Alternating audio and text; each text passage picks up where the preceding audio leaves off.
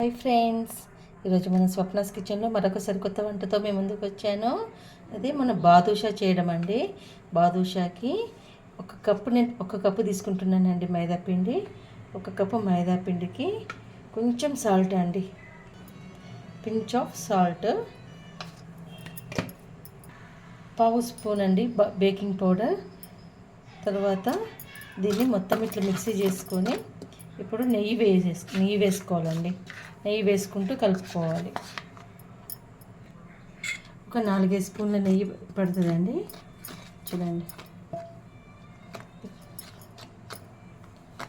ఇట్లా కలుపుకోవాలి. ఫస్ట్ కొంచెం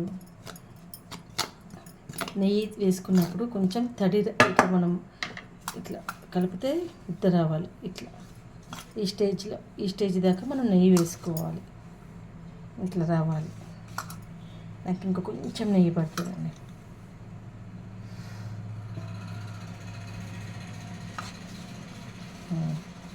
సరిపోతుంది. మనము ఇప్పుడు దీన్ని చపాతీ పిండిలాగా కలుపుకోవాలి. కొన్ని వాటర్ తీసుకుంటే రండి. ఇలా కలిపి పక్కకు మూత పెట్టి పెట్టేసుకుందాం. కప్పు షుగర్ తీసుకుంటున్నాను సిరప్ కోసం. 1 కప్పు పిండి తీసుకున్నాను కదా, దాంతో 1 కప్పు షుగర్ తీసుకుంటున్నాను. స్టవ్ ఆన్ చేసేసి షుగర్ మునిగేదాకా కొంచెమే వాటర్ వేయాలండి, ఎక్కువ వేయొద్దు. ముదురు పాకం రానవసరం లేదండి, తీగ పాకం వస్తే సరిపోతుంది. కొంచెం ఇంకొక 2 మినిట్స్ అయితే మనకు పాకం వచ్చేస్తుంది. తీసి పక్కకు పెట్టుకోవాలి. చూడండి, మనకు పాకం వచ్చేసింది. ఎలా తెలుస్తుంది అంటే, ఇట్లా స్పూన్ తోటి ఇట్లా అంటే దాని తెగకుండా వస్తుంది. ఇదిగో మనము ఇప్పుడు ఆయిల్ పెట్టానండి. ఆయిల్ బాగా వేడి కానియద్దు. ఇది తక్కువ వేడి మీద ఉన్నప్పుడే మనం బాదుషాని అందులో వేయాలి. సో ఇప్పుడు బాదుషా చేసుకుందాం. మనం ఈ సైజు ముద్దను తీసుకొని మొత్తం ఎక్కడ కూడా క్రాక్స్ లేకుండా రౌండ్గా చేసుకొని మధ్యలో ఇట్లా ఫింగర్తో ప్రెస్ చేసుకోవాలి. ఇంతే.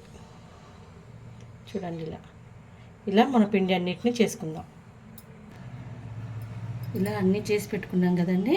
వీటిని ఇప్పుడు ఫ్రై చేసుకుందాం. అన్నీ ఒకటేసారి వేయాలండి. ఇవి చూడండి, ఇలా అన్నీ ఒకటేసారి ఫ్రై చేసుకోవాలి.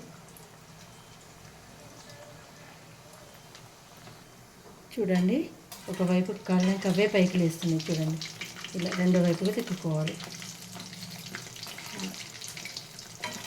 సిమ్లోనే కలవాలి, హై ఫ్లేమ్ పెట్టవద్దు అసలు. చూడండి, మన బాదుషాలు వేగినాయి. ఇప్పుడు వీటిని తీసేద్దాం. తీసి మనం షుగర్ సిరప్లో వేయాలి.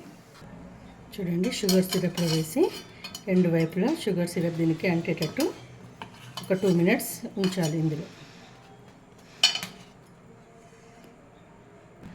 చూడండి, మన టేస్టీ బాదుషాలు రెడీ అయిపోయాయి. ఇప్పుడు మనం వీటిని డిష్ చేసుకోవడమే. మీరు కూడా ఇలా ట్రై చేసి మీకు కూడా ఎలా వచ్చిందో కామెంట్ బాక్స్లో కామెంట్ పెట్టండి. నా వంటలు మీకు నచ్చితే నా ఛానల్ని లైక్, షేర్, సబ్స్క్రైబ్ చేయండి. స్వప్నాస్ కిచెన్.